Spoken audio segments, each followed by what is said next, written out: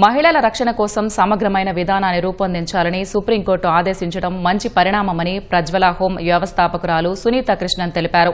మహిళలను అక్రమ రవాణా చేసి వ్యభిచారం కూపంలోకి లాగుతున్నారని, ఇందులో బాధితుల కోసం పలు ప్రభుత్వ సంస్థలు పనిచేస్తున్నా పూర్తిస్థాయి న్యాయం దక్కడం లేదన్నారు. అన్ని ప్రభుత్వ విభాగాలు సమన్వయంతో బాధితులకు రక్షణగా నిలబడాలని సుప్రీంకోర్టు ఆదేశించడం సంతోషించదగిన విషయమని సునీత కృష్ణన్ తెలిపారు. ఇండియా మహారాజ్యంలో మిలియన్స్ ఆఫ్ అమ్మాయిలు గురి పడుతున్నారు, ఆక్రమక రవాణాకి, వ్యభిచార కూపంలో ఇరికిపోతున్నారు.